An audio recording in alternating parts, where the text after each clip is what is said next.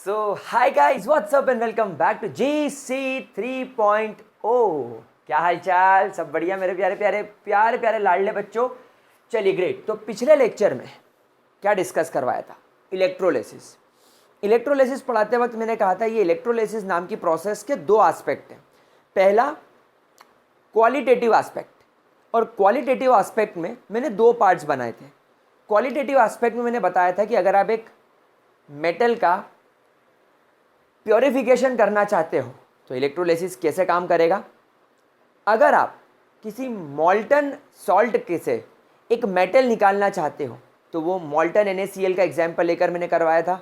और अगले पार्ट में मैंने आपको इलेक्ट्रोकेमिकल सीरीज़ के वैल्यूज़ का इस्तेमाल करके किसी भी एक सब्सटेंस के डिस्चार्ज पोटेंशियल, ओवर पोटेंशियल को जानना सिखाया था। और मैंने आपको बताया था कि अगर आपके पास में कोई एक्वस सॉल्यूशन है तो एक्वस सॉल्यूशन में प्रोडक्ट ऑफ इलेक्ट्रोलिसिस कैसे बदल जाता है। तो वो हो गया था आपका क्वालिटेटिव एस्पेक्ट। आज गाइज हम लोग कंटिन्यू करते हैं हमारे इलेक्ट्रोलिसिस वाले पार्ट को एंड जानेंगे क्वांटिटेटिव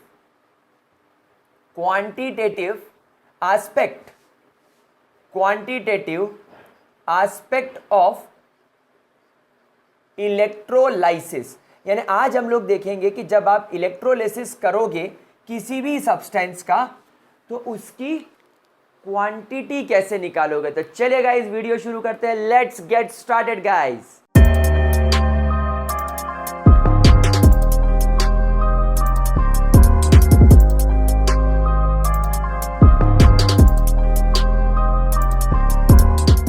चलिए, तो क्वालिटेटिव एस्पेक्ट के अंदर हम लोग जो पढ़ने वाले हैं that is called as Faraday's law of electrolysis. Faraday law of electrolysis, जिसमें हम सबसे पहले पढ़ेंगे फैराडे का first law. Faraday's first law of electrolysis. Guys ये लॉ क्या कहता है? बहुत सिंपल सा एंड प्यारा सा लॉ है। याद करो, इमेजिन करो, सब अपनी 2 मिनट के लिए आंखें बंद करो और इमेजिन करो। 1 मिनट बाबू सोना को अपने इमेजिन मत करना, इलेक्ट्रोलिसिस को इमेजिन करना कि अगर आप मॉल्टन NaCl का इलेक्ट्रोलिसिस कर रहे हो तो Na पॉजिटिव, क्योंकि वो केटायन है, वो कैथोड की तरफ भागेगा, और Cl नेगेटिव जो एनायंस है वो एनोड की तरफ भागेगा। एनोड पर क्लोरीन इलेक्ट्रॉन छोड़कर Cl2 में बदलकर क्लोरीन गैस बन के एनोड से बाहर निकल रहे थे, सबको याद है। और कैथोड पर सोडियम के कैटायंस वो एनोड पर छोड़े गए क्लोरीन के इलेक्ट्रॉन्स को एक्सेप्ट करके Na पॉजिटिव इलेक्ट्रॉन को एक्सेप्ट करके सोडियम मेटल में बदल रहा था और कैथोड के ऊपर डिपॉजिट हो रहा था। तो बेसिकली आपके इलेक्ट्रोलिसिस में क्या होता है? बेसिकली आपके इलेक्ट्रोलिसिस में जो आपका कैथोड होता है, हमने क्या पाया? कैथोड पर यूजुअली मेटल डिपॉजिट होता है, हमने हमेशा यही देखा है मोस्ट ऑफ द टाइम। और एनोड पर हम लोगों ने क्या देखा है? एनोड पर हम लोगों ने देखा है कि कोई गैस डिस्चार्ज हो रही है। तो बेसिकली ये मैंने काय में देखा, जैसे मान लीजिए अगर आपके पास में एक एग्जाम्पल मैं ले लेता हूँ, अगर आपके पास में मॉल्टन NaCl है, अगर आपके पास में मॉल्टन NaCl है तो कैथोड पर क्या होगा? कैथोड पर आपका Na पॉजिटिव आएगा, इलेक्ट्रॉन एक्सेप्ट करेगा और रिड्यूस होकर मेटेलिक फॉर्म में कैथोड के ऊपर डिपॉजिट हो जाएगा। लेकिन अगर मैं एनोड की बात करूं तो एनोड पर Cl नेगेटिव आएगा, इलेक्ट्रॉन छोड़ेगा, 2 Cl आएंगे, इसलिए ये Cl2 गैस बन के डिस्चार्ज हो जाएगा और 2 इलेक्ट्रॉन यहाँ छोड़ देगा। तो ये डिपॉजिट हो रहा है, दिस इज गेटिंग डिपॉजिटेड, तो ये डिपॉजिट हो रहा है और ये यहाँ से रिलीज हो रहा है। तो अब हमें फैराडेज लॉ यही जानने में मदद करता है कि जब आप लोग इलेक्ट्रोलिसिस करते हो तो क्वांटिटेटिव मतलब कितनी मात्रा में सोडियम नाम का मेटल या कोई भी मेटल जिसका भी आप इलेक्ट्रोलिसिस करो वो कितनी मात्रा में डिपॉजिट हो रहा है, और कितनी मात्रा में कोई गैस अगर रिलीज हो रही है तो वो कितनी मात्रा में रिलीज हो रही है। तो basically this is the quantitative aspect, quantity के बारे में हम लोग बात कर रहे हैं। तो फैराडे फर्स्ट लॉ कहता है दैट द अमाउंट और wait of a substance, that the amount or weight of a substance deposited or discharged discharge का मतलब removal. So the amount or weight of a substance deposited or discharged during electrolysis is directly proportional to the current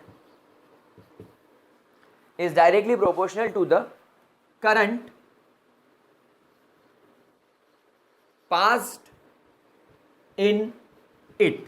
क्या आप लोगों को ये point समझ में आया? क्या आप लोगों को ये चीज क्लियर हो गई? Is directly proportional to the current passed through it. Current की जगह आप लिख लीजिए चार्ज्ड. मैं चार्ज यहां पर लिखूंगा तो ज्यादा बेहतर तरीके से आपको समझ में आएगा. चार्ज जिसको मैं क्यू से डिनोट करूंगा. चार्ज और we can say electricity. Charge और we can say electricity passed through it is directly proportional to the charge pass through it. क्या चीज क्लियर हो गई? पक्की बात. ये है आपके इलेक्ट्रोलिसिस का फर्स्ट लॉ. मतलब कि जितना करंट जितना चार्ज पास करोगे, वो आपने इलेक्ट्रोलिसिस में ऊपर इलेक्ट्रोड को बैटरी से कनेक्ट करते हो ना, तो वो बैटरी से आप जितना चार्ज प्रोड्यूस करोगे उतना आपको अमाउंट डिपॉजिटेड या अगर वो गैस है तो डिस्चार्ज होता हुआ दिखेगा. इसका फॉर्मूला क्या बन के आया? W is directly proportional to Q, where W is the amount of substance deposited or removed, और Q is nothing but the charge है ना. चार्ज की यूनिट आप लोग कूलम्स में लेकर चलते हो. Is directly proportional to charge. जब मैंने यहां से प्रोपोर्शनैलिटी कांस्टेंट हटाया तो मुझे वैल्यू मिली ZQ, where Z is the electrical equivalent constant. और हमेशा ध्यान रखना Z निकालने का फॉर्मूला क्या होता है पता है? Equivalent weight of the substance divided by 96500 Coulomb's. 96500 Coulomb's. अच्छा, दूसरी बात हम लोग सब जानते हैं दैट Q मतलब आपका charge is always equal to I into T, where I क्या है? I इज द चार्ज जिसकी यूनिट एम्पियर्स में होती है, and T is the time जिसकी यूनिट आप लोग सेकेंड्स में लेकर चलते हो. मतलब कि करंट क्या है या चार्ज क्या है? Not charge, sorry, it is current. Charge तो Q है, सॉरी, दैट इज करंट. यानी कि चार्ज क्या है? अगर आपको चार्ज को डिफाइन करना हो, यानी अगर आपको Q को डिफाइन करना हो, तो चार्ज को आप कैसे डिफाइन करेंगे? Charge is nothing but the amount of current passed in a solution in a given time period. मतलब अगर मान लीजिए मैंने 1 एम्पियर का करंट 10 सेकेंड तक सप्लाई करा एक सॉल्यूशन में, तो चार्ज कितना हो जाएगा? 10 इंटू 1. क्या बात समझ में आ गई? तो इस फॉर्मूले को अगर मैं यहां पर पुट करूं तो W will become equal to, Z की वैल्यू में लिखूंगा equivalent weight divided by 96500 multiply by Q की वैल्यू क्या है? I into T. तो ये मेरे प्यारे बच्चों आपका फर्स्ट लॉ का फाइनल फॉर्मूला बन गया. इस तरीके से आप लोग फराडे फर्स्ट लॉ का सवाल सॉल्व करेंगे. इसको ज़रा नोट कर लीजिए. फिर सेकेंड लॉ की तरफ चलते हैं. फॉर्मूला लिख लो. क्वेश्चन सॉल्व करना मैं सिखाऊंगा. क्वेश्चन किस प्रकार, किस तरीके से और कैसे सॉल्व करना है, दैट आई विल टीच. मैं आपको एक सेट ऑफ रूल बता दूंगा और उसके बेसिस पर आप बड़े आराम से सवाल सॉल्व कर पाओगे, बिना किसी परेशानी के कर पाओगे, आराम से कर पाओगे. पर पहले ज़रा इसको नोट कर लो, ठीक है? कोई दिक्कत? चलिए अगले लॉ की तरफ चलते हैं. फराडे सेकेंड लॉ को अपन तुरंत डिस्कस कर लेते हैं. फराडे सेकेंड लॉ को भी हम लोग तुरंत डिस्कस कर लेते हैं ताकि आप लोगों को फिर सीधे न्यूमेरिकल की मैं टेक्निक बता दूं. दुनिया का हर न्यूमेरिकल इनफैक्ट आप सॉल्यूशन का पीएच भी निकाल सकते हो। अरे हलवा है, हलवा एकदम मक्खन, इतना मज़ा आएगा, बोलोगे वाह सर हम अपुनिश भगवान, ऐसा फील होगा आपको। Second is the Faraday's second law, Faraday's second law. अब ये सेकेंड लॉ क्या है समझना। अब फराडे ने बोला कि मान लो मैंने अलग अलग सॉल्यूशंस को सीरीज में कनेक्ट कर दिया। ये एक सॉल्यूशन है, ये दूसरा सॉल्यूशन है ना। मान लो इसके अंदर मैंने NaCl डाल दिया, जस्ट इमेजिन, और मान लो मैंने इसमें CuSO4 डाल दिया, ठीक है, और दो अलग अलग सॉल्यूशंस हैं, ठीक है। अब अगर इन दोनों अलग अलग सॉल्यूशंस में मैं सेम चार्ज प्रोड्यूस करूं, मतलब इस सॉल्यूशन में भी मैं जो चार्ज प्रोड्यूस कर रहा हूं, इसका चार्ज और इस सॉल्यूशन में मैं जो चार्ज प्रोड्यूस कर रहा हूं, अगर वो दोनों इक्वल हैं तो आपको फराडे सेकेंड लॉ यहां पर काम करता हुआ नजर आएगा। तो फराडे सेकेंड लॉ क्या बोलता है, that the amount of substance deposited or released, that the amount of substance deposited or released in a solution, in solutions connected in series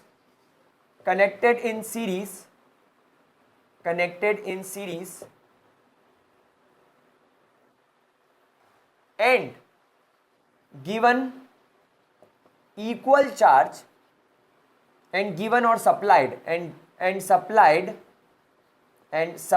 equal charge and supplied equal charge will be equal to their equivalent weight और equivalent mass। मतलब क्या हुआ इसका पता है, अगर मान लीजिए मैं इन दोनों के अंदर सेम चार्ज प्रोड्यूस कर रहा हूं, मतलब 1 कूलम चार्ज इसको भी दे रहा हूं, या चलो 96500 कूलम चार्ज इसमें भी दे रहा हूं और 96500 कूलम चार्ज इसमें भी दे रहा हूं, तो अब आपसे सवाल पूछा जाएगा कि दोनों सॉल्यूशंस में जो कि सीरीज में कनेक्टेड है, अगर आप दोनों में इक्वल चार्ज सप्लाई कर रहे हो तो इसमें सोडियम कितना डिपॉजिट होगा और इसमें कॉपर कितना डिपॉजिट होगा। कैसे पता लगाओगे, कुछ भी नहीं करना है, बस आपको ये देखना है कि सोडियम का इक्विवेलेंट मास कितना है। तो इक्विवेलेंट मास निकालने का फॉर्मूला क्या होता है, आप सभी लोग जानते हो, molar mass divided bye n factor. ये हम लोग सब सॉल्यूशंस चैप्टर में सीख के आए हैं। तो सोडियम, क्योंकि सोडियम हमेशा एक इलेक्ट्रॉन लेता और देता है, तो यहां पर सोडियम का इक्विवेलेंट मास कितना हो जाएगा, आप लोग सब जानते हैं सोडियम का मास होता है 23 डिवाइडेड बाय 1, तो वैल्यू विल गेट 23, यानी 23 ग्राम सोडियम डिपॉजिट होगा यहां पर, 23 ग्राम सोडियम डिपॉजिट होगा। वहीं अगर मैं बात करूं कॉपर की, तो कॉपर का इक्विवेलेंट मास, कॉपर का मोलर मास होता है 63, लेकिन आप देखो कॉपर हमेशा +2 चार्ज कैरी करके चलता है, मतलब कॉपर 2 इलेक्ट्रॉन छोड़ता है या वक्त आने पर 2 इलेक्ट्रॉन ले लेता है, वक्त आने पर 2 इलेक्ट्रॉन छोड़ देता है या वक्त आने पर 2 इलेक्ट्रॉन ले लेता है। क्या ये चीज़ क्लियर हो रही है मेरे प्यारा प्यारा बच्चा लोग। तो कॉपर का n फैक्टर हो जाएगा 2, तो इसका इक्विवेलेंट मास हो जाएगा 2 3 ज़ा 6, 2 1 ज़ा 2, 31.5 ग्राम्स। मतलब कॉपर कितना डिपॉजिट होगा, मतलब यहाँ पर इसके कैथोड पर कॉपर कितना डिपॉजिट होगा, 31.5 ग्राम्स। दैट इज इट,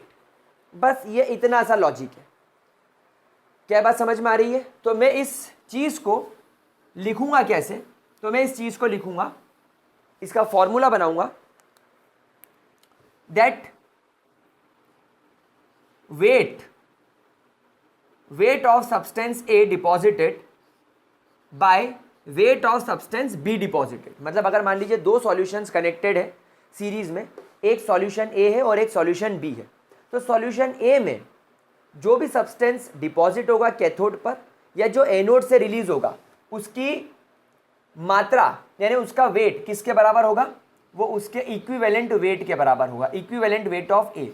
और ये किसके बराबर होगा, ये इक्विवेलेंट वेट ऑफ बी के बराबर होगा। And this is the formula for Faraday second law, this is the formula for Faraday second law. चलो बच्चा लोग इसको ज़रा नोट कर लो बढ़िया तरीके से, बढ़िया तरीके से नोट कर लो, फिर अपन आगे चलते हैं और कुछ बेसिक बातें यहाँ पर डिस्कस करते हैं। कुछ बेसिक बातें मैं आपको यहाँ पर डिस्कस करवा देता हूँ।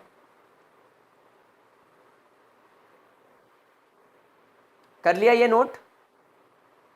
चलिए गाइस, अब थ्योरी तो समझ ली, अब चलते हैं इसके फॉर्मूला एप्लीकेशन की तरफ, या फराडे लॉ के जेई और नीट लेवल के सवालों को सॉल्व करने की टेक्निक की तरफ। गाइस मैं हमेशा बात करता हूँ, मैं जेई नीट के फॉर्मूले सॉल्व करवाता हूँ, मैं जेई नीट का कंटेंट दे रहा हूँ, तो आपको जेई नीट के सवाल सॉल्व करते आना चाहिए। अगर नहीं आएगा तो मज़ा नहीं आएगा।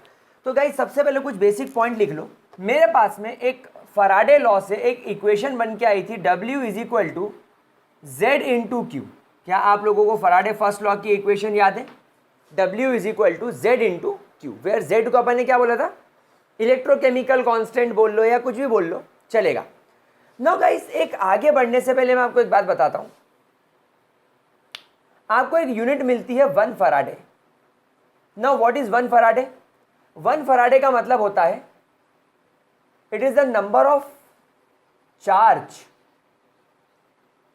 Carried bye 1 mole electron. Faraday का मतलब क्या होता है कि अगर आपके पास में 1 मोल इलेक्ट्रॉन है तो वो 1 मोल इलेक्ट्रॉन कितना चार्ज कैरी कर रहे हैं।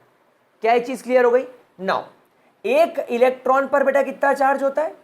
1.6 into 10 to the power minus 19 coulombs multiply by 1 mole electron मतलब कितने इलेक्ट्रॉन?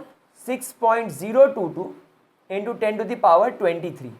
सो 1 फराडे के अंदर आपको अप्रॉक्सीमेटली 96500 कूलम्स चार्ज दिखाई देता है। तो हमेशा ध्यान रखना, 1 Faraday is always equal to 96500 coulombs. Is that clear to you? कोई परेशानी? ग्रेट।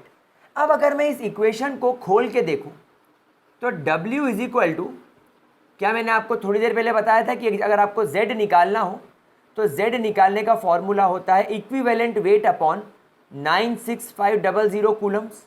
तो मैंने लिख दिया equivalent weight multiply by Q upon 96500।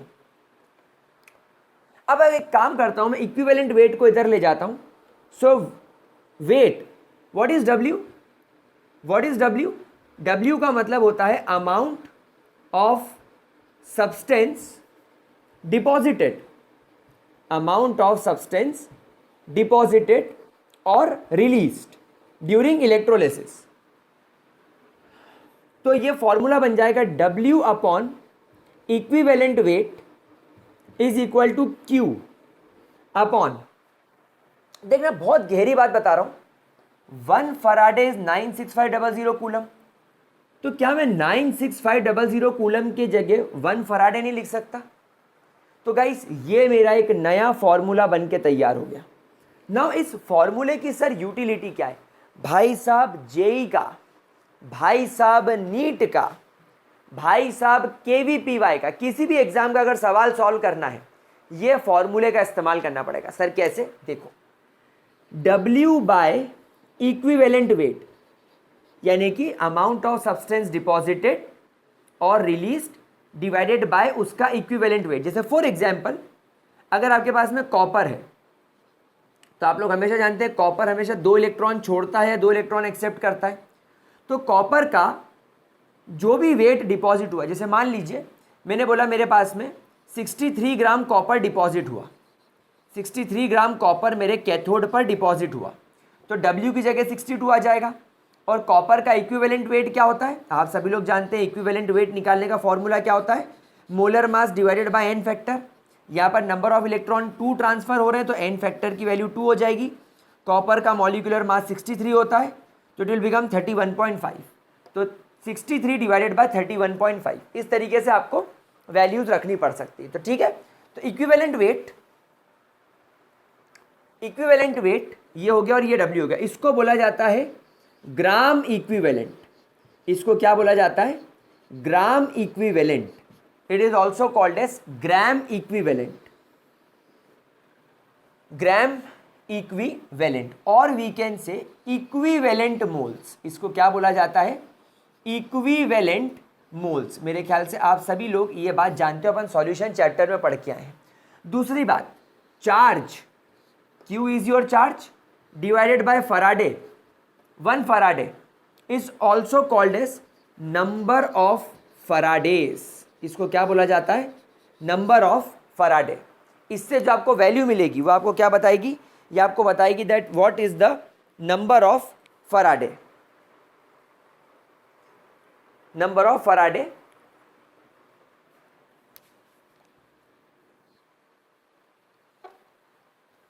Bye electricity, electricity.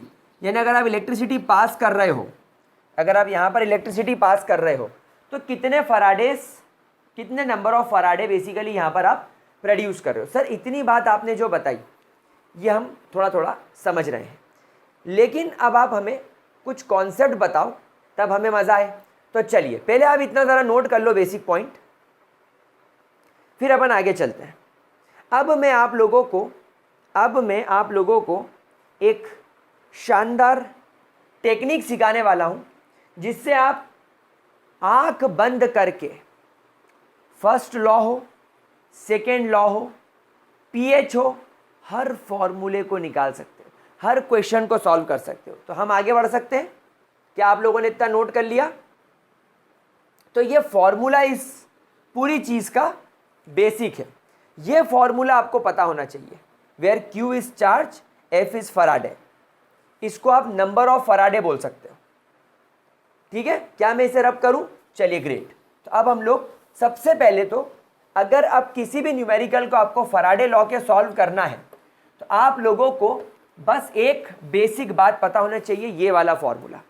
मैंने इसको क्या बोलना सिखाया, W/EQ को आप क्या बोलते हो, ग्राम इक्विवेलेंट। तो अगर आपके पास में किसी भी चीज़ का 1 ग्राम इक्विवेलेंट है या उसके 1 इक्विवेलेंट मोल्स हैं तो they are always equal to 1 Faraday,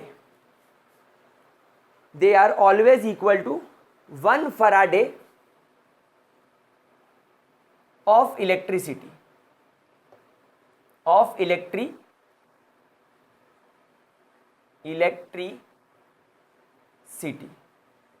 1 Faraday of electricity. क्या ये बात समझ में आ गई? कोई दिक्कत? क्योंकि हमने इस पूरे फॉर्मूले को क्या सीखा, हमने इस फॉर्मूले को क्या सीखा, अगर आप इसको फराडे की जगह 96500 कूलम भी रखोगे तो इससे आपको क्या पता चलेगा, इससे आपको पता चलेगा नंबर ऑफ फराडे, कि ये 1 फराडे है, 2 फराडे है, कितना क्या है। और यहां से आपको क्या पता चल जाएगा, ग्राम इक्विवेलेंट। तो आपने देखा कि 1 ग्राम इक्विवेलेंट और 1 equivalent moles is always equal to 1 Faraday of electricity. क्या ये चीज क्लियर हो गई? क्या ये बात बढ़िया तरीके से क्लियर हो गई बच्चा लोग? अच्छा, 1 फराडे ऑफ इलेक्ट्रिसिटी मतलब कितने कूलम्स, 96500 कूलम्स। तो ये इतना चार्ज हो गया, it is always equal to 96500 coulombs and it is always equal to 1 electron, it is always equal to 1 electron. अब देखिए आप क्वेश्चन कैसे सॉल्व करेंगे। जैसे मान लीजिए आपके पास में एक रिएक्शन चल रही है, एल्यूमिनियम 3 पॉजिटिव प्लस 3 इलेक्ट्रॉन्स से बन रहा है एल्यूमिनियम। अब इस रिएक्शन में अपन क्या करेंगे, देखो इस रिएक्शन को अगर मैं देखूं तो इसमें मुझे 3 इलेक्ट्रॉन दिखाई दे रहे हैं। सो 3 इलेक्ट्रॉन का मतलब मैंने कितने फराडे करंट पास किया होगा, मैंने 3 फराडे करंट पास किया होगा। मैं सिर्फ इस इक्वेशन में इलेक्ट्रॉन देखकर कितनी चीज़ समझ पा रहा हूँ, मतलब मैंने 96500 इंटू 3 कूलम्स का चार्ज इसके अंदर सप्लाई किया होगा। अगर मैं इस रिएक्शन के अंदर, अगर मैं इस रिएक्शन के अंदर 3 फराडे सप्लाई करता हूँ, या मैं इसके अंदर 96500 इंटू 3 कूलम्स की चार्ज या करंट सप्लाई करता हूं, तो मुझे 1 मोल एल्यूमिनियम एटम मिलेगा, या मुझे 1 मोल एल्यूमिनियम 3 पॉजिटिव आयन मिलेगा। इस तरीके से बेटा आपको किसी भी सवाल को सॉल्व करना है। इस चीज को जरा अच्छे तरीके से नोट कर लो। चलिए और एक एग्जांपल लेते हैं, जैसे मान लीजिए आपके पास में 2 मोल्स ऑफ वाटर है, तो 2 मोल्स ऑफ वाटर ने क्या करा, 4H पॉजिटिव आयन छोड़े, एक ऑक्सीजन छोड़ा और 4 इलेक्ट्रॉन छोड़े। अब इस रिएक्शन को देख के क्या समझा मैं, 4 इलेक्ट्रॉन मतलब 4 इलेक्ट्रॉन मतलब कितने Faraday current, 4 Faraday current. 4 Faraday current मतलब कितना चार्ज, मतलब 4 फराडे मतलब इतना चार्ज, तो करंट कितना 96500 कूलम्स मल्टीप्लाई बाय 4, ये आपका चार्ज हो गया। This is the charge, this is the current, this is the charge. अच्छा, इससे आपको कितने मोल H पॉजिटिव आयन मिल रहे हैं, आपको इससे 4 मोल H पॉजिटिव आयन्स मिल रहे हैं। इससे आपको 1 मोल ऑक्सीजन गैस निकलती हुई नजर आ रही है। तो बस बेटा ये चीज अगर आपने याद कर ली, कोई झंझट ही नहीं बचेगी लाइफ में, कोई झंझट नहीं बचेगी लाइफ में, कोई झंझट नहीं बचनी है। ठीक है, पक्की बात। क्या हम आगे बढ़ सकते हैं? चलिए ग्रेट, मैं इसको रब कर रहा हूं, इसका स्क्रीनशॉट ले लो। अब मैं आपको एक न्यूमेरिकल कराता हूं जो एनसीईआरटी में दिया है, और मैं इस न्यूमेरिकल को दोनों तरीके से सॉल्व करके बताऊंगा। जो तरीका आपको अच्छा लगे, वैसे मेरा जो तरीका है, जो मैंने आपको सिखाया है बेटा, ये जेई और नीट में चुटकियों में सवाल सॉल्व करवा देगा।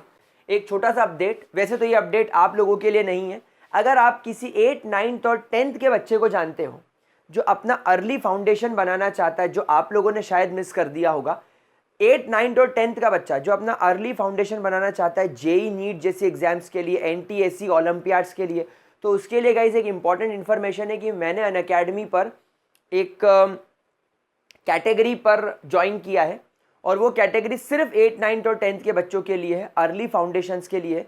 उसकी कंप्लीट इन्फॉर्मेशन मैंने नीचे डिस्क्रिप्शन बॉक्स में दे रखी है। उन डिज़ायरेबल बच्चों के साथ, उन नीडी बच्चों के साथ जिनको उस चीज़ की नीड है, ज़रूर शेयर कीजिएगा। तो देखिए क्वेश्चन क्या है, अपन देखते हैं।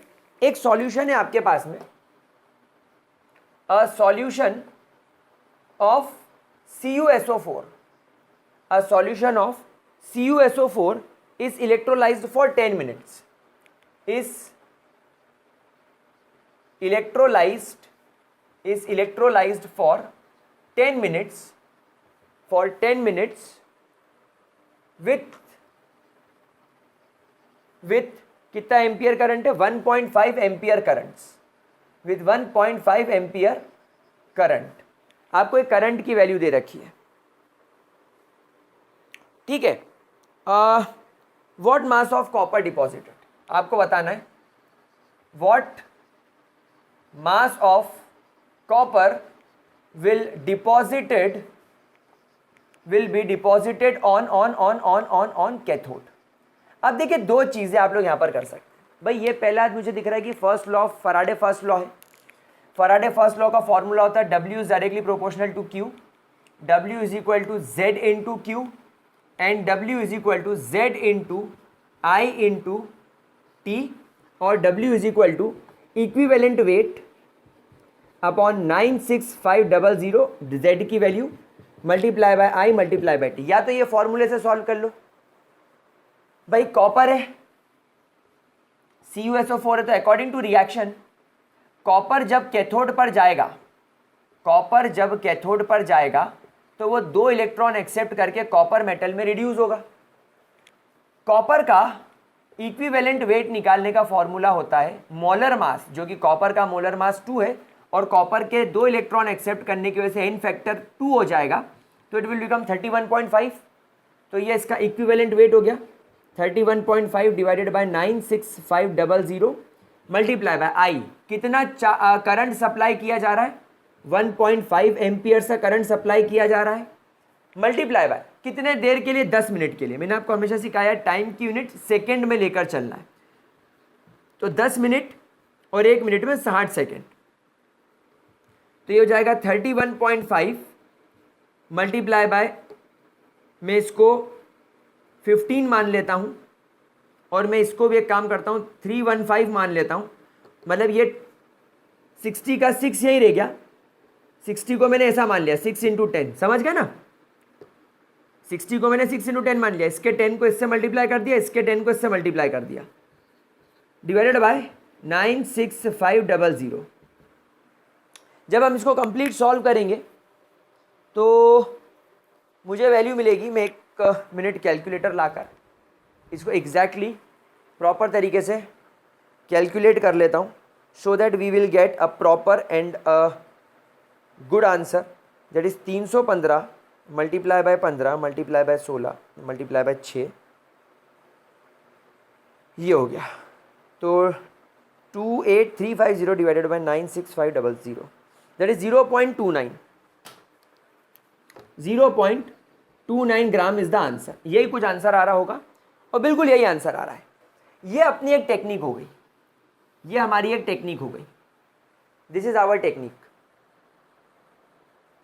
बढ़िया है, हो गया क्वेश्चन सॉल्व। भाई तकलीफ क्या आई, भाई क्या तकलीफ आई, कोई तकलीफ नहीं आई। अब मेरी वाली टेक्निक क्या टेक्निक, पहले मैंने इस इक्वेशन को देखा, कैथोड वाली जो मैंने क्वेश्चन पढ़ के बनाई, तो मैंने देखा कि 2 इलेक्ट्रॉन निकल रहे हैं। 2 इलेक्ट्रॉन बोले तो 2 फराडे, 2 फराडे बोले तो 96500 मल्टीप्लाई बाय 2, मतलब कि मुझे मिल रहा है 1 मोल कॉपर, 1 मोल कॉपर मुझे मिल रहा है। और 1 मोल कॉपर का वजन कितना होता है, 63 ग्राम्स। ये मेरी इक्वेशन बन गई। अब ये आपका स्टेप नंबर 1 हो गया, आपने क्वेश्चन में पढ़ के इतना निकाल लिया। नाउ स्टेप नंबर 2 में आप लोग क्या करेंगे, आप क्वेश्चन पढ़ेंगे, क्वेश्चन में आप लोगों को एम्पियर और टाइम दे रखा है। क्या क्या दे रखा है, एम्पियर और टाइम। तो क्या मैं इसे क्यू में कन्वर्ट कर सकता हूं, हाँ मैं इसे क्यू में कन्वर्ट कर सकता हूं। तो Q is equal to 1.5 ampere multiply by 10 into 60, ये सेकेंड्स में आ जाएगी वैल्यू। तो ये हो जाएगा 600 multiply by 1.5 ampere second is coulomb, ampere second क्या हो जाएगा, कूलम। तो ये वैल्यू कितनी आ जाएगी, 900 कूलम्स। तो मुझे क्या मिल गया, 900 कूलम्स। नाउ सीधा सा हिसाब है, सवाल में क्या पूछ रहा है, आपसे पूछ रहा है what mass of copper deposited. तो मैंने देखा कि अगर मैं ये वाली केमिकल रिएक्शन उठाता हूं, स्टोइशियोमेट्री वाली, तो अगर मैं इस इक्वेशन में 96500 मल्टीप्लाई बाय 2 कूलम सप्लाई करूंगा तो मुझे 63 ग्राम कॉपर डिपॉजिटेड होता हुआ नजर आएगा। देखो ना, ये 1 मोल कॉपर मिल रहा है ना यहाँ पे, और 1 मोल कॉपर है 63, ये सब झंझट ही खत्म हो जाएगी। लेकिन आपको सवाल में 10 मिनट तक इतना एम्पियर करंट पास किया गया, तो मैंने इतने एम्पियर को टाइम से मल्टीप्लाई करा तो मुझे कूलम्स में वैल्यू मिल गई। तो अगर मैं 900 कूलम सप्लाई करूं तो मुझे कितना कॉपर मिलेगा, x। तो x की वैल्यू निकालने के लिए मैं करूंगा 63 multiply by 900 divided by 96500 multiply bye 2। अगर मैं इस 2 से इसको डिवाइड कर दूं तो हो जाएगा 450। अब जरा मैं इसको सॉल्व करके देखता हूं कि क्या मेरा जवाब सही आ रहा है। तो मैं देखता हूं कि 450 को जब मैंने 63 से मल्टीप्लाई करा तो मुझे मिला है 28350, और जब मैंने 28350 को 96500 से डिवाइड करा मुझे एग्जैक्टली 2.39 0.29 आंसर मुझे मिला। अब ये आपके ऊपर है कि आप कौन सी टेक्निक इस्तेमाल कर रहे हो, क्योंकि आप हर जगह डायरेक्टली फराडे लॉ को नहीं लगा पाओगे। आप ये वाली टेक्निक क्यों नहीं यूज़ करते। करा क्या मैंने कुछ भी नहीं करा, मैंने बस बोला कि भाई कॉपर 2 इलेक्ट्रॉन एक्सेप्ट कर रहा है, 2 इलेक्ट्रॉन एक्सेप्ट कर रहा है मतलब 2 फराडे मतलब कितना charge, 96500 multiply bye 2 coulomb charge. फिर मैंने रिएक्शन देखी कि अगर मैं इतना चार्ज सप्लाई करूं तो ये 2 इलेक्ट्रॉन एक्सेप्ट करेगा और कॉपर में कन्वर्ट हो जाएगा, मतलब 1 मोल कॉपर, और 1 मोल कॉपर मतलब 63 ग्राम। प्रॉपर स्टोइशियोमेट्री टेक्निक है बेटा ये, this is the proper stoichiometry technique. चलिए मैं अगला सवाल आपको और करवाता हूं, मैं आपको एक अगला सवाल करवाता हूं, जल्दी से इसको नोट करेंगे।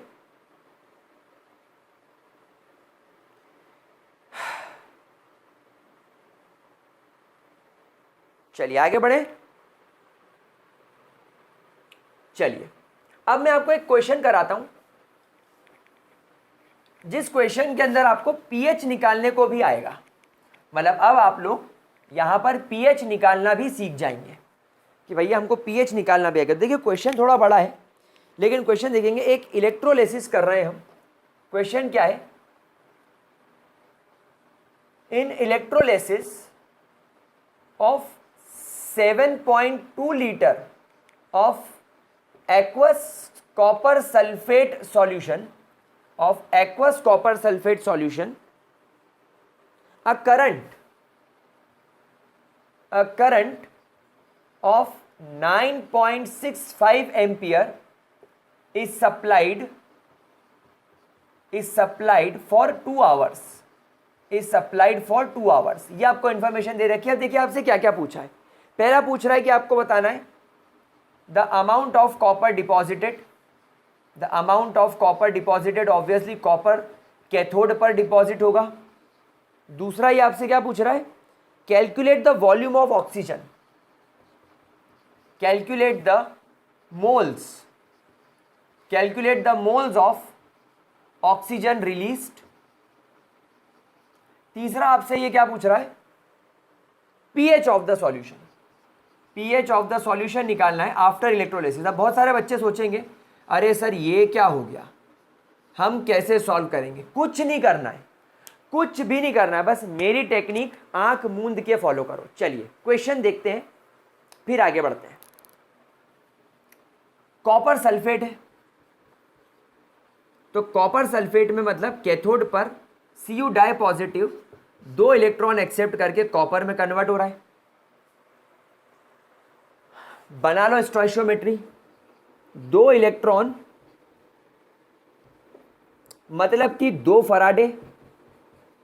फराडे मतलब 96500 कूलम्स मल्टीप्लाई बाय 2, मतलब कि 1 मोल कॉपर मतलब कि 63 ग्राम्स। एक तो ये इक्वेशन बन जाएगी, दूसरा क्योंकि ये आपसे पूछ रहा है कि कितना ऑक्सीजन रिलीज हो रहा है, और क्वेश्चन में क्लियर कट दे रखा है कि ये एक्वस सॉल्यूशन है। मतलब अगर ये रिएक्शन कैथोड पर हो रही है तो डेफिनेटली एनोड पर क्या हो रहा होगा? एनोड पर आपका वाटर ऑक्सीडाइज हो रहा होगा। मतलब वाटर द्वारा 4 इलेक्ट्रॉन छोड़े जा रहे होंगे, 4 H+ छोड़े जा रहे होंगे और ऑक्सीजन गैस निकल रही होगी। तो इस इक्वेशन से मुझे पता चला कि एनोड पर 4 इलेक्ट्रॉन मतलब 4 फराडे मतलब 96500 कूलम्स इंटू 4 मतलब कि 1 मोल ऑक्सीजन यहां पर रिलीज हो रही है। और 1 मोल ऑक्सीजन बोले तो 32 ग्राम, ये आप लोग सब जानते हो। करना क्या है? क्वेश्चन सॉल्व करना है। अब सर क्वेश्चन सॉल्व करने के लिए क्या करें? देखो क्वेश्चन सॉल्व करने के लिए अब आप कुछ भी नहीं करना है। सबसे पहले आप यहां पर Q की वैल्यू निकाल लो। Q क्या होता है? I into T. What is I? 9.65 amperes. What is time? 2 hours. 1 घंटे में 60 मिनट और 1 मिनट में 60 सेकेंड्स। तो ये तुम्हारे Q की वैल्यू आ गई। और एम्पियर और सेकेंड की यूनिट क्या बन जाती है? 9.65 इंटू 2 इंटू 3600 कूलम्स। अब आपसे ये पूछ रहा है कॉपर कितना डिपॉजिट हुआ। चलो करो सॉल्व। अब तो चुटकियों का खेल है। आप इतना कूलम चार्ज सप्लाई कर रहे हैं। सबसे पहले अपन लिखेंगे 96500 मल्टीप्लाई बाय 2 कूलम्स से हमें 63 ग्राम कॉपर मिलता है। तो जब हम लोग 9.65 इंटू 2 इंटू 3600 कूलम सप्लाई करेंगे तो हमें कितना कॉपर मिलेगा? क्रॉस मल्टीप्लाई कर लेते हैं। तो 63 grams multiply by 9.65 multiply by 2 into 3600 divided by 96500 multiply bye 2। 2 से 2 कैंसल आउट हो गया, ये 2 0 से ये 2 0 कैंसल आउट हो गए। और 9.65 से ये 100 टाइम्स कैंसल आउट हो गया।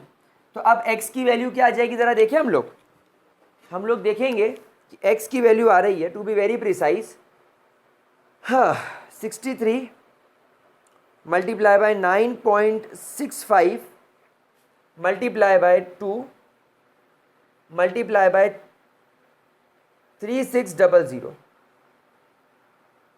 Divided by 96500। एक काम करते हैं, 2 कैंसिल कर देते, उसको 63 लेते हैं, 9.65 लेते हैं और 2 से 2 काट देते तो सिर्फ 3600 ले लेते हैं, 3600। ये वैल्यू आ गई, नीचे 2 कट गया, नीचे सिर्फ क्या है आपके 96500। तो 96500 डिवाइड कर 22.68 इज योर आंसर। 22.68 ग्राम आपको कॉपर डिपॉजिट होता हुआ नजर आएगा। बोलो क्या झंझट हुई इसके अंदर? कोई झंझट नहीं हुई, एकदम मजा आ गया। लो जवाब भी हमारा सही आ रहा है, 22.68 हमारा जवाब बिल्कुल सही आ रहा है, बिल्कुल सही जवाब आ रहा है, कोई परेशानी ही नहीं आ रही है। बोलो कितना अच्छे तरीके से हमने सॉल्व करा। चलिए सेकेंड चीज सॉल्व करते हैं।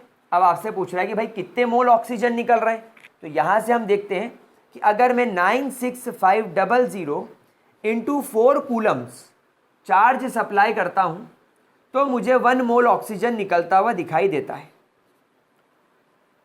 ठीक है, लेकिन यहां पर मैं करंट कितना सप्लाई कर रहा हूं, ये 96500 मल्टीप्लाई बाय 2 मल्टीप्लाई बाय 3600, तो मुझे कितने मोल्स मिलेंगे x। तो अब मैं x की वैल्यू कैसे निकालूंगा, 1 मोल ऑक्सीजन मल्टीप्लाई बाय 96500 इंटू 2,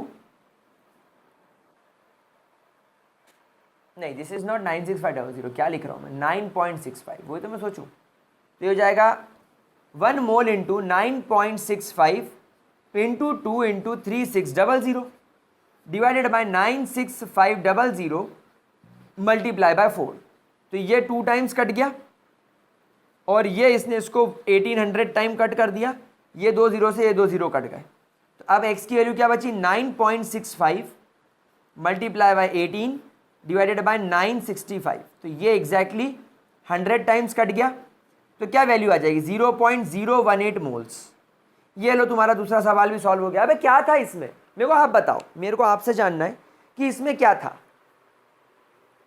इसमें कुछ नहीं था, कुछ भी नहीं था, देख लो। ठीक है, कोई परेशानी मेरे बच्चा लोग? क्या इसके अंदर किसी भी प्रकार की कोई भी दिक्कत आ रही है? क्या हम आगे बढ़े, क्या हम लोग आगे बढ़े? तो ये दूसरा क्वेश्चन भी सॉल्व हो गया। देखो फराडे का ऐसे क्वेश्चन सॉल्व करना है, एकदम मजा आ जाता तुमको। अब चलते पीएच निकालने के लिए। अब तुमको पीएच निकालने में नहीं अंदर से तुमको मजा आ जाए, नहीं तुम लोगों को अंदर से एकदम किक लगे कि क्या क्वेश्चन सॉल्व करा है। भाई पीएच निकालने का फॉर्मूला क्या होता है, it is negative logarithm base 10 of H positive का कॉन्सेंट्रेशन। तो पीएच निकालने के लिए मुझे H पॉजिटिव आयन के कॉन्सेंट्रेशन की जरूरत है। तो कॉन्सेंट्रेशन मतलब इसके मोल्स, मतलब कि इस इक्वेशन में मुझे 4 मोल H पॉजिटिव मिल रहे हैं अगर मैं इस इक्वेशन को बढ़ाऊं तो। ठीक है, तो अगर मैं 96500 इंटू 4 कूलम करंट सप्लाई करता हूं, तब जाकर मुझे 4 मोल H पॉजिटिव के मिलते हैं। तो अगर मैं 9.65 इंटू 2 आवर्स इंटू 3600 सेकेंड्स के लिए अगर मैं इतना कूलम सप्लाई करूं तो मुझे कितने मोल्स मिलेंगे, x। चलो इसको सॉल्व करो। तो ये हो जाएगा x is equal to 9.65 into 2 into 3600 into 4, इधर हो जाएगा डिवाइडेड बाय 4 इंटू 96500। 4 से 4 कट गया, ये 2 0 से ये 2 0 कट गए, इससे ये 100 टाइम्स कट गया, तो ये हो गया 72/100 यानी 0.72, यानी देयरफॉर आपके H पॉजिटिव आयन से कितने मोल्स हैं, 0.72 मोल्स है। तो ये आपको कॉन्सेंट्रेशन मिल गया, ये आपको कॉन्सेंट्रेशन मिल गया नहीं, ये आपको मोल्स मिल गए। नाउ H प्लस का कॉन्सेंट्रेशन निकालने के लिए आपको यहां पर फॉर्मूला यूज करना पड़ेगा। ये क्या है, ये जो 4 मोल्स हैं ये कौन से मोल्स हैं बेटा, ये इक्विवेलेंट मोल्स हैं। तो देयरफॉर अगर आप लोगों को H पॉजिटिव आयन का कॉन्सेंट्रेशन निकालना है तो आपको यहां पर लिखना पड़ेगा इक्विवेलेंट मोल्स इन वॉल्यूम, यानी आप टेक्निकली यहां पर नॉर्मेलिटी निकाल रहे हो। आप यहां पर क्या निकाल रहे हो, नॉर्मेलिटी। हमेशा ध्यान रखना यहां पर पीएच की वैल्यू में जो फॉर्मूला आता है ये कॉन्सेंट्रेशन होता है, और कॉन्सेंट्रेशन नॉर्मेलिटी मोलैरिटी मोलालिटी होती है। डायरेक्ट 0.72 मोल्स मत लिख देना, गड़बड़ कर दोगे। तो 0.72 मोल्स होगा इसके। सॉल्यूशन कितना लीटर है, 7.2 लीटर, तभी तो तुमको 7.2 लीटर वैल्यू दे रखी है। तो क्या वैल्यू आएगी, आई थिंक 0.1 आएगी। लेट मी चेक, हाँ जी 0.1 आ रही है, 0.1 आ रही है। अगर मैं 0.1 को लिख दूँ 10, तो क्या 10 टू द पावर -1 नहीं लिख सकता मैं? हाँ जी, तो बिल्कुल आपको यहाँ पर जो वैल्यू मिल रही है, आपको यहाँ पर जो वैल्यू मिल रही है that is 0.10 to the power -1 लिख लेते हैं इसको।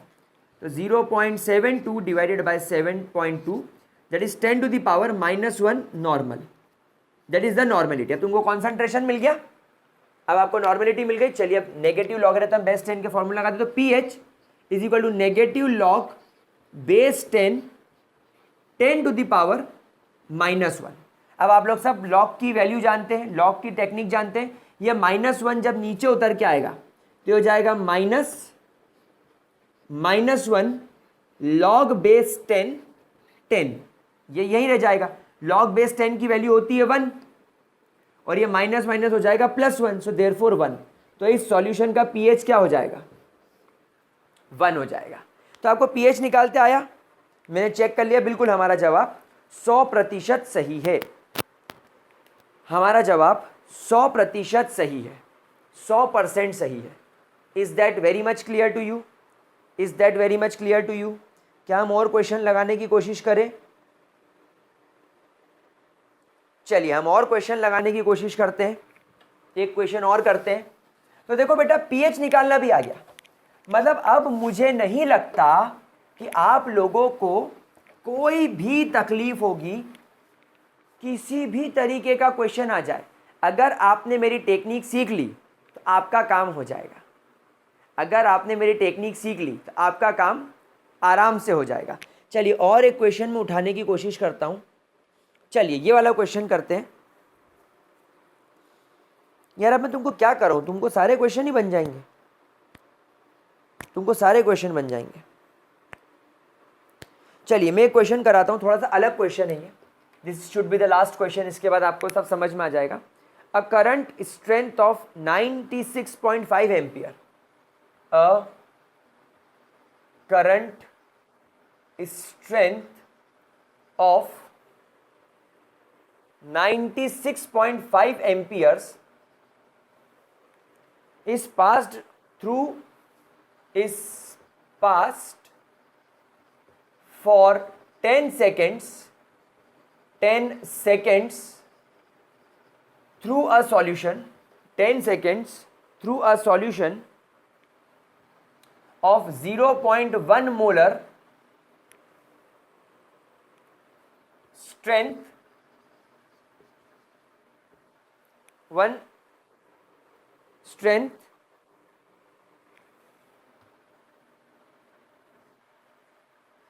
एक्वस कॉपर सल्फेट, और वॉल्यूम आपको 1 लीटर इसके अंदर मेंशन कर रखा है।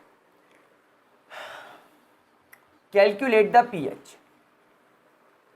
Would you like to solve this question? Would you like to solve this question? क्या आप इस क्वेश्चन को सॉल्व करना चाहते हैं? अगर हाँ तो बिल्कुल कोशिश कीजिए।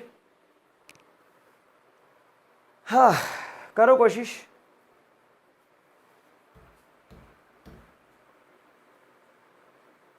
क्या करोगे भाई, कॉपर सल्फेट की फिर आप इक्वेशन लिखोगे, कॉपर सल्फेट की आप इक्वेशन लिखेंगे, कॉपर 2 इलेक्ट्रॉन लेकर कॉपर में कन्वर्ट हो जाएगा, एक तो आप ये इक्वेशन लिखेंगे, और एक इक्वेशन आपको, क्योंकि यहाँ पर अगेन एक्वस दे रखा है और आपसे पीएच पूछा है, तो आप लोग सब जानते हैं कि वाटर का एनोड पर ऑक्सीडेशन होगा और 4 H+ निकलेंगे, 4 इलेक्ट्रॉन निकलेंगे और ऑक्सीजन गैस रिलीज होगी। तो हमें क्योंकि पीएच निकालना है, सिर्फ पीएच निकालना है, मुझे सिर्फ इस इक्वेशन से मतलब है, क्योंकि इसमें 4 H+ निकल रहे हैं, तो 4 इलेक्ट्रॉन निकलने की वजह से मुझे 4 फराडे करंट पास करना पड़ेगा, मतलब मुझे 96500 इंटू 4 कूलम पास करना रहेगा, तब मुझे 4 H+ मिलेगा। नाउ एज पर क्वेश्चन मुझे यहाँ पर Q की वैल्यू निकालनी है। Q इस 96.5 एम्पियर का इन्होंने करंट पास किया I इंटू टी वाले फॉर्मूले से फॉर 10 सेकेंड्स, तो Q की वैल्यू हो गई 965 कूलम्स। खत्म। क्या बात समझ में आ गई? कोई परेशानी मेरा बच्चा लोग? चलिए, तो यहां पर हम देखेंगे कि अगर आपने 96500 इंटू 4 कूलम सप्लाई करा तब आपको 4 H+ आयंस मिले। तो जब आप लोग 965 कूलम सप्लाई करोगे तो कितने H+ मिलेंगे? X। तो X की value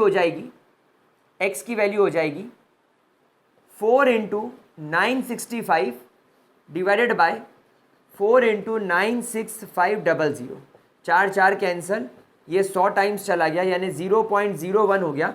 so that we can से 10 टू द पावर -2 हो गया। This is 10 to the power -2।